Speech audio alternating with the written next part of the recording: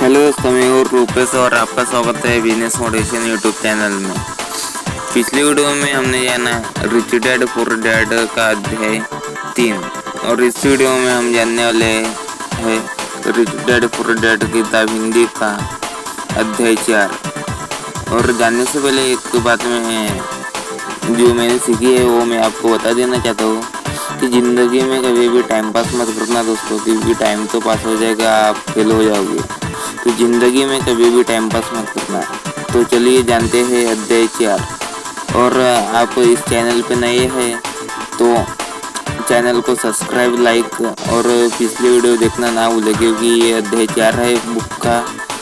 और जब तक आप पहले की वीडियो देखेंगे नहीं तब तक आपको ये अध्याय 4 भी समझ में नहीं आएगा। वीडियो के नीचे डिस्क्रिप्शन बॉक्स में पहले की वीडियोस की लिंक दे दी है, वो एक एक करके वीडियो देख ले, इसके बाद ये अध्याय 4 देखें। अगर आप टाइम को सही से इन्वेस्ट करना जानते हैं तो आप देखेंगे। और चलिए देखते हैं अध्याय 4। रिच डैड पुअर डैड अध्याय 4। अपने काम से काम रखो। 1974 में मैकडोनाल्ड के मालिक रे क्रोक से आग्रह किया गया कि वे ऑस्टिन में टेक्सास यूनिवर्सिटी में एमबीए की कक्षा में व्याख्यान दें। मेरा एक करीबी दोस्त कीथ कनिंघम वहाँ एमबीए कर रहा था। बहुत अच्छी और प्रेरणादायक चर्चा के बाद कक्षा खत्म हो गई और विद्यार्थियों ने रे से पूछा कि क्या वे बियर के लिए उनकी फेवरेट बार में चलेंगे। रे तैयार हो गई। जब सब लोगों के हाथ में बियर आ गई तब रे ने पूछा, मेरा असली बिजनेस क्या है। हर कोई हंस पड़ा। ज़्यादातर एमबीए विद्यार्थियों को ऐसा लगा जैसे रे मजाक कर रहे थे। किसी ने जवाब नहीं दिया, इसलिए रे ने दोबारा यही सवाल पूछा, आप लोगों की नज़र में मेरा बिजनेस क्या है। विद्यार्थी दोबारा हंस दिए और आखिरकार एक बहादुर विद्यार्थी ने जोर से कहा, रे, दुनिया में ऐसा कौन है जो यह नहीं जानता कि आप हैमबर्ग बिजनेस में हैं। रे हंस दिए। मुझे मालूम था कि आप लोग यही कहेंगे। वे एक पल के लिए रुके और इसके बाद उन्होंने कहा, लेडीज़ एंड जेंटलमैन, मैं हैमबर्ग बिजनेस में नहीं हूँ। मेरा असली बिजनेस है रियल एस्टेट। कीथ ने कहा कि रे ने अपने नज़रिए को समझाने के लिए काफ़ी समय लिया। अपने बिजनेस प्लान में रे जानते थे कि बिजनेस का मूल लक्ष्य हैमबर्ग फ्रेंचाइजी बेचना था, परंतु वे कभी भी हर फ्रेंचाइजी की लोकेशन को नहीं भूले। वे जानते थे कि रियल एस्टेट और इसकी लोकेशन हर फ्रेंचाइजी की सफलता में सबसे महत्वपूर्ण तत्व है। मूलतः वह आदमी जो फ्रेंचाइजी खरीद रहा था और रे क्राक के संगठन की फ्रेंचाइजी चेन का सदस्य बनता था, वह भी उस जमीन के लिए पैसे दे रहा था और उसे खरीद रहा था। आज मैकडोनाल्ड दुनिया में रियल एस्टेट का सबसे बड़ा अकेला मालिक है, जिसके पास कैथोलिक चर्च से भी बड़ा ज़्यादा रियल एस्टेट है। आज मैकडोनाल्ड के पास अमेरिका और दुनिया के दूसरे देशों में सबसे कीमती चौराहे और नुक्कड़ हैं। कीथ ने कहा कि यह उनकी ज़िंदगी का बहुत बड़ा सबक था। आज कीथ के पास कार धोने का बिजनेस है, परंतु उसका असली बिजनेस है कार धोने के गैरेज के नीचे का रियल एस्टेट। पिछले अध्याय के अंत में हमने यह बताया था कि ज़्यादातर लोग दूसरों के लिए काम करते हैं, बस अपने लिए काम नहीं करते। वे पहले तो कंपनी के मालिकों के लिए काम करते हैं, फिर टैक्स के कारण सरकार के लिए काम करते हैं और आखिरकार बैंक के लिए काम करते हैं, जो उनके मॉर्गेज का मालिक होता है। जब हम छोटे थे तो हमारे आसपास मैकडोनाल्ड का कोई फ्रेंचाइजी आउटलेट नहीं था, परंतु मेरे अमीर डैडी ने माइक और मुझे वही सबक सिखा दिया जो टेक्सास यूनिवर्सिटी में रे क्राक ने सिखाया था। यह अमीरों का रहस्य नंबर 3 है। रहस्य है, अपने काम से काम रखो। लोगों की ज़िंदगी में पैसे की तंगी इसलिए आती है क्योंकि वे अपनी सारी ज़िंदगी दूसरों के लिए काम करते रहते हैं। कई लोगों के पास तो ज़िंदगी भर काम करने के बाद भी अपने लिए कुछ नहीं बच पाता। एक बार फिर, एक चित्र 1000 शब्दों के बराबर है। यहाँ एक इनकम स्टेटमेंट और बैलेंस शीट का चित्र दिया गया है जो रे क्राक की सलाह का सबसे अच्छा उदाहरण है। हमारी वर्तमान शिक्षा पद्धति आज के युवाओं में अकादमिक कुशलताएं विकसित कर उन्हें अच्छी नौकरियां दिलाने के लिए तैयार करती है। उनकी ज़िंदगी उनकी तनख्वाहों के चारों तरफ घूमती है, या जैसा पहले बताया जा चुका है, उनकी आमदनी वाले कॉलम के चारों तरफ और ज़्यादा अकादमिक कुशलताओं को विकसित करने के बाद वे अपनी व्यावसायिक योग्यताओं को बढ़ाने के लिए और ऊंची शिक्षा हासिल करते हैं। वे इंजीनियर, वैज्ञानिक, रसोइये, पुलिस अफसर, कलाकार, लेखक इत्यादि बनने के लिए पढ़ाई करते हैं। उनकी व्यावसायिक योग्यताएं उन्हें काम करने और पैसा कमाने का मौका देती हैं, परंतु ध्यान रहे वे पैसे के लिए काम करते हैं। आपके प्रोफेशन और आपके बिजनेस में बहुत बड़ा अंतर है। मैं अक्सर लोगों से पूछता हूँ, आपका बिजनेस क्या है? और वे कहते हैं, मैं एक बैंकर हूँ। फिर मैं उनसे पूछता हूँ कि क्या वे बैंक के मालिक हैं? और सामान्यतः उनका जवाब होता है, नहीं, मैं वहाँ काम करता हूँ। इस तरह उन्होंने अपने प्रोफेशन और अपने बिजनेस को एक ही समझ लिया है। उनका प्रोफेशन एक बैंकर का हो सकता है, परंतु उनका अपना बिजनेस कुछ भी नहीं है। रे क्रॉक अपने प्रोफेशन और अपने बिजनेस के बीच के अंतर को बहुत अच्छी तरह जानते थे। उनका प्रोफेशन हमेशा वही था, वे एक सेल्समैन थे। एक समय वे मिल्क शेक के लिए मिक्सर बेचते थे और कुछ ही समय बाद वे हैम्बर्ग फ्रेंचाइजी बेचने लगे। हालांकि उनका प्रोफेशन हैम्बर्ग फ्रेंचाइजी बेचना था, परंतु उनका बिजनेस आय दिलाने वाले रियल एस्टेट को इकट्ठा करना था। स्कूल के साथ एक समस्या यह है कि आप जो विषय पढ़ते हैं आप वही बन जाते हैं। उदाहरण के लिए, अगर आप कुकिंग का अध्ययन करते हैं तो आप शेफ बन जाते हैं। अगर आप कानून का अध्ययन करते हैं तो आप वकील बन जाते हैं। और अगर आप ऑटो मैकेनिक का अध्ययन करते हैं तो आप मैकेनिक बन जाते हैं। जो पढ़ा जाए वही बन जाने में गलती यहाँ होती है कि लोग अपने काम से काम रखना भूल जाते हैं। वे अपना सारा जीवन दूसरों के काम पर ध्यान देने में लगा देते हैं और इस तरह उन्हें अमीर बनाते हैं। आर्थिक रूप से सुरक्षित बनने के लिए किसी आदमी को अपने काम से काम रखने की ज़रूरत है। आपका बिजनेस आपकी संपत्ति वाले कॉलम के चारों तरफ घूमता है, जो आपकी आमदनी वाले कॉलम के विपरीत होता है। जैसा पहले बताया जा चुका है, नंबर 1 नियम यह जानना है कि संपत्ति और दायित्व के बीच अंतर होता है और इसलिए हमें संपत्ति ही खरीदना चाहिए। अमीर लोग अपने संपत्ति वाले कॉलम पर ध्यान देते हैं, जबकि बाकी सभी लोग अपने इनकम स्टेटमेंट पर ध्यान देते हैं। इसलिए हमें यह बहुत सुनने में आता है, मुझे ज़्यादा तनख्वाह की ज़रूरत है, काश कि मुझे प्रमोशन मिल जाए, मैं एक बार फिर स्कूल जाकर कुछ और प्रशिक्षण लेने वाला हूँ ताकि मैं बेहतर नौकरी पा सकूँ, मैं ओवर टाइम करने वाला हूँ, शायद मुझे कोई पार्ट टाइम काम मिल जाए, मैं 2 सप्ताह में नौकरी छोड़ रहा हूँ, मुझे एक नई नौकरी मिल गई है जिसमें तनख्वाह ज़्यादा है। कई समूहों में ये समझदारी के विचार हैं, परंतु अगर आप रेख राख की बात समझ लेते हैं तो ऐसा करके आप अपने काम से काम नहीं रख रहे हैं। ये सभी विचार अपना पूरा ध्यान आमदनी वाले कॉलम पर केंद्रित किए हुए हैं और अगर अतिरिक्त धन का उपयोग आमदनी बढ़ाने वाली संपत्तियों को खरीदने में किया जाता है तभी वह आदमी आर्थिक रूप से सुरक्षित हो सकता है। गरीब और मध्यम वर्ग के ज़्यादातर लोग पुरातनपंथी होते हैं, यानी मैं जोखिम नहीं उठा सकता, यानी कि उनका आर्थिक आधार नहीं होता। वे अपनी नौकरियों से चिपके रहते हैं, वे खेल को सुरक्षित तरीके से खेलते हैं। जब कंपनियों का आकार छोटा होने लगा तो लाखों करोड़ों लोगों को पता चला कि जिसे वे अपनी सबसे बड़ी संपत्ति मानते थे, यानी कि उनका घर, वह उन्हें जिंदा मार रहा है। उनकी घर नामक संपत्ति हर माह उनकी जेब से पैसे निकलवा रही है। उनकी कार, उनकी दूसरी संपत्ति उन्हें जिंदा मार रही थी। गैरेज में रखे $1000 में खरीदे गए उनके गोल्फ क्लब अब $1000 के नहीं रह गई थी। नौकरी की सुरक्षा न होने के कारण अब उनके पास जीवन यापन का कोई आधार नहीं बचा था। उनके विचार में जो संपत्तियां थी, पैसे के संकट के समय में वे उनकी कुछ भी मदद नहीं कर सकती थी। मैं यह मानकर चल रहा हूँ कि हम में से ज़्यादातर ने मकान खरीदने या कार खरीदने के लिए बैंकर से लोन के लिए आवेदन फार्म भरा है। नेटवर्थ खंड पर नज़र डालना हमेशा रोचक रहता है। यह रोचक इसलिए होता है क्योंकि इससे हम जान पाते हैं कि बैंकिंग और अकाउंटिंग में किन चीज़ों को संपत्तियां माना जाता है। एक दिन कर्ज लेने के लिए मेरी माली हालत बहुत अच्छी नहीं लग रही थी, इसलिए मैंने अपने नए गोल्फ क्लब, मेरे आर्ट कलेक्शन, पुस्तकें, स्टीरियो, टेलीविज़न, अरमानी सूट्स, कलाई घड़ियाँ, जूते और दीगर चीज़ों को संपत्ति वाले कॉलम में दिखा दिया। मेरे लोन के आवेदन को अस्वीकार कर दिया गया क्योंकि मेरा बहुत ज़्यादा निवेश रियल एस्टेट में था।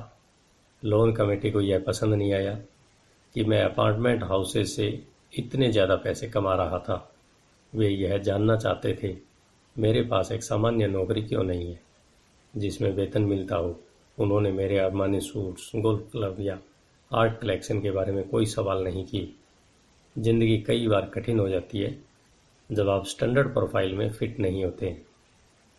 मैं हर बार चौंक जाता हूँ जब मैं किसी को यह कहते हुए सुनता हूँ कि उनकी नेट वर्थ $10 लाख है या $1 लाख है या ऐसा ही कोई और आंकड़ा।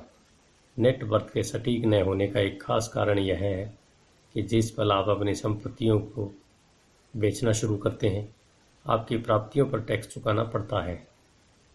इतने सारे लोग अपने आप को पैसे के इस गहरे संकट में डाल देते हैं जब उनकी आमदनी कम हो जाती है। पैसा जुटाने के लिए वे अपनी संपत्तियां बेचते हैं।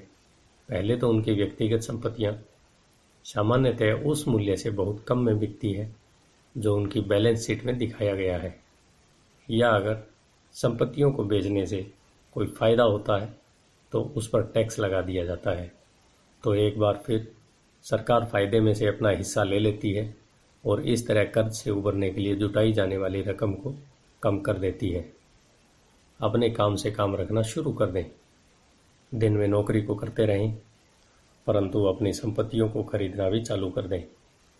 ऐसे दायित्वों या व्यक्तिगत चीज़ों से बचें जिनकी कीमत एक बार घर लाने पर कम हो जाए। आप जिस क्षण एक नई कार को शोरूम से बाहर निकाल कर ले आते हैं, उसकी कीमत 25% कम हो जाती है। यह सच्ची संपत्ति नहीं है, हालांकि आपके बैंकर भी इसे संपत्ति मानते हैं। मेरा $400 का नया टाइटेनियम ड्राइवर खरीदे के कुछ ही मिनटों बाद $150 मूल्य का हो गया था। वयस्कों के लिए यही सही है कि वे अपने खर्च कम कर लें, अपने दायित्वों को घटा लें और मेहनत से ठोस संपत्तियों का आधार बना लें। उन युवा लोगों को जिन्होंने अभी घर नहीं छोड़ा है, यह सिखाया जाना चाहिए कि संपत्ति और दायित्व के बीच क्या फ़र्क होता है। घर छोड़ने से पहले ही उन्हें संपत्ति वाले कॉलम को बनाने की प्रेरणा दी जानी चाहिए। इसके पहले कि वे घर छोड़ें, शादी करें, घर खरीदें, बच्चे पैदा करें, खतरनाक आर्थिक स्थिति में फंसें, नौकरी को कसकर पकड़े रहें और हर चीज़ को उधार खरीदें। मैं बहुत सारे युवा दंपतियों को देखता हूँ जो शादी कर लेते हैं और अपने आप को एक ऐसे जाल में फंसा लेते हैं जिससे वे अपनी नौकरी के बहुत सालों तक कर्ज से बाहर नहीं निकल पाते। जब आखिरी बच्चा घर छोड़कर चला जाता है, तब ज़्यादातर लोगों को यह एहसास होता है कि उन्होंने रिटायरमेंट की पर्याप्त तैयारी नहीं की है और वे थोड़ा पैसा अलग रखना शुरू कर देते हैं। फिर उनके अपने मम्मी डैडी बीमार हो जाते हैं और उन पर नई जिम्मेदारियां आ जाती हैं। मैं तो आपको या आपके बच्चों को किस तरह की संपत्तियों के संग्रहण की प्रेरणा दे रहा हूँ।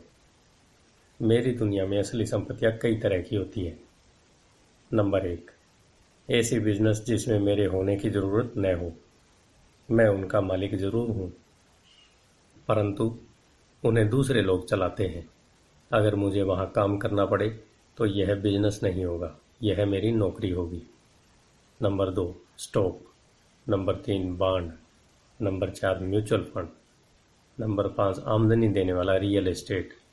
Number 6, notes, IOU। नंबर 7, बौद्धिक संपदा जैसे संगीत, पटकथा, पेटेंट इत्यादि से मिलने वाली रॉयल्टी। नंबर 8, और ऐसी हर चीज़ जो कीमती है, जो आमदनी देती है और जिसका मूल्य बढ़ जाता है और जिसका बाजार तैयार है। जब मैं छोटा था तब मेरे पढ़े लिखे डैडी ने मुझे एक सुरक्षित नौकरी ढूंढने की सलाह दी। दूसरी तरफ मेरे अमीर डैडी ने मुझे ऐसी संपत्तियों को इकट्ठा करने की सलाह दी जिन्हें मैं पसंद करता था।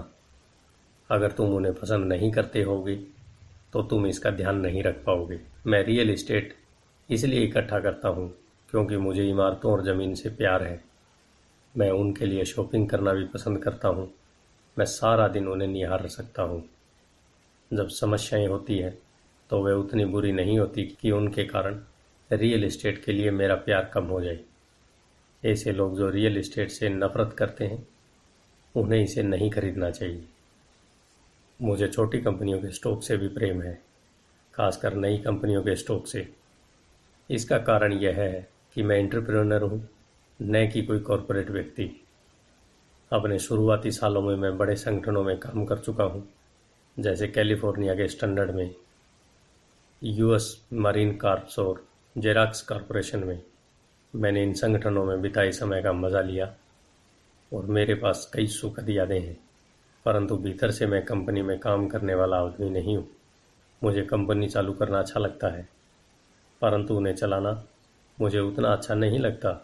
इसलिए मैं जो शेयर खरीदता हूँ वह भी सामान्यतः छोटी कंपनियों के होते हैं और कई बार तो मैं कंपनी चालू करता हूँ और उसे सार्वजनिक बना देता हूँ। नए स्टॉक के शेयर में कीमत चमक सकती है और मुझे यह खेल पसंद है। कई लोग कम पूंजी वाली कंपनियों से डरते हैं और उन्हें खतरनाक कहते हैं, और वे खतरनाक हैं भी, परंतु खतरा हमेशा कम हो जाता है अगर आप निवेश से प्रेम करते हैं, उसे समझते हैं और खेल को अच्छी तरह से जानते हैं। छोटी कंपनियों के साथ मेरी रणनीति यह होती है कि एक साल में अपने शेयर बेच दिए जाएं। दूसरी तरफ मेरी स्थिति रियल एस्टेट की रणनीति होती छोटी प्रॉपर्टी से शुरू करने की होती है। फिर मैं उस छोटी प्रॉपर्टी को बेचकर उससे थोड़ी बड़ी प्रॉपर्टी ले लेता हूँ और इस तरह अपने फ़ायदे पर टैक्स चुकाने से बचता रहता हूँ। इससे प्रॉपर्टी की वैल्यू में नाटकीय बढ़ोतरी होती है। मैं सामान्य तौर पर रियल एस्टेट को 7 साल से कम समय अपने पास रखता हूँ। वर्षों तक जब मैं मैरिन कॉर्प्स और जेरॉक्स में था तब भी मैंने वही किया जो मेरे अमीर डैडी ने मुझे सिखाया था। मैं अपनी दिन की नौकरी करता, परंतु मैं अपने काम से काम भी रखता था। मैं अपनी संपत्ति वाले कॉलम में कुछ न कुछ करता रहता था। मैं रियल एस्टेट और छोटे स्टॉक्स की खरीद फरोख्त भी करता था। अमीर डैडी ने हमेशा पैसे की समझ के महत्व पर जोर दिया। जितनी अच्छी तरह मैं अकाउंटिंग और कैश मैनेजमेंट को समझ सकता था, उतनी ही अच्छी तरह मैं निवेशों का विश्लेषण कर सकता था और आखिरकार खुद की कंपनी शुरू कर सकता था और उसे सफल बना सकता था। जब तक कि कोई पहले से ही ऐसा न सोच रहा हो, मैं किसी को भी अपनी कंपनी बनाने के लिए प्रोत्साहित नहीं करता। मैं जानता हूँ कि कंपनी चलाने में कितना झंझट होता है और मैं नहीं चाहता कि आप उस झंझट में फंसें। कई बार ऐसा भी समय आता है जब लोगों को रोज़गार नहीं मिलता और उनके लिए कंपनी चालू करना एक समाधान होता है, परंतु सफलता के अवसर बहुत कम हैं। 10 में से 9 कंपनियां 5 सालों में डूब जाती हैं। पहले 5 सालों में जो कंपनियां बची रहती हैं उनमें से भी 10 में से 9 कंपनियां बाद में बंद हो जाती हैं। तो अगर आपकी अब पहले से ही अपनी कंपनी शुरू करने की इच्छा हो तभी मैं इसकी सलाह दूंगा, अन्यथा अपने दिन की नौकरी करते रहें और अपना काम से काम रखें। जब मैं कहता हूं कि अपने काम से काम रखें तो मेरा यह मतलब है कि आप अपनी संपत्ति वाले कॉलम को ज़्यादा मजबूत बनाते रहें।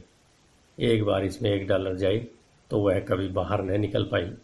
इसे इस तरह सोचें कि जब $1 आपकी संपत्ति वाले कॉलम में जाता है तो वह आपका कर्मचारी बन जाता है। पैसे के बारे में सबसे अच्छी चीज़ यह है कि यह हर दिन 24 घंटे काम करता है और ऐसा पीढ़ियों तक कर सकता है। अपनी दिन की नौकरी को चालू रखें, एक अच्छे मेहनती कर्मचारी की तरह काम करें, परंतु अपनी संपत्ति वाले कॉलम को बढ़ाते रहें। जब आपका कैश फ्लो बढ़ता है तब आप कुछ विलासिता की चीज़ें खरीद सकते हैं। इस बारे में एक महत्वपूर्ण तथ्य यह है कि अमीर लोग विलासिता की चीज़ें सबसे बाद में खरीदते हैं, जबकि गरीब और मध्यम वर्गीय लोग विलासिता की चीज़ें सबसे पहले खरीदते हैं। गरीब और मध्यम वर्गीय लोग अक्सर बड़े घर, हीरे, फर, ज्वेलरी जैसी विलासिता की चीज़ें इसलिए खरीद लेते हैं ताकि वे अमीर दिख सकें। वे अमीर दिखते हैं, परंतु असल में वे उधार के दलदल में गहरे धंसते चले जाते हैं। वे लोग जिनके पास पीढ़ियों से पैसा है, जो लंबे समय से अमीर हैं, वे अपने संपत्ति वाले कॉलम को सबसे पहले बनाते हैं, फिर संपत्ति वाले कॉलम से होने वाले आमदनी उनके लिए विलासिता की चीज़ें खरीद लेती है। गरीब और मध्यम वर्गीय लोग अपनी खून पसीने की कमाई और बच्चों की विरासत की कीमत पर विलासिता की चीज़ें खरीदते हैं। सच्ची विलासिता असली संपत्ति में निवेश करने और उसे विकसित करने का प्रोत्साहन है। उदाहरण के लिए, जब मेरी पत्नी और मेरे पास हमारे अपार्टमेंट हाउसेस से अतिरिक्त पैसा आने लगा तो वह बाजार गई और अपने लिए मर्सिडीज खरीद लाई। इसमें जरा सी भी मेहनत या जोखिम नहीं था, क्योंकि अपार्टमेंट हाउस के कारण उसने कार खरीदी थी, परंतु उसे इसके लिए 4 सालों तक इंतज़ार करना पड़ा था।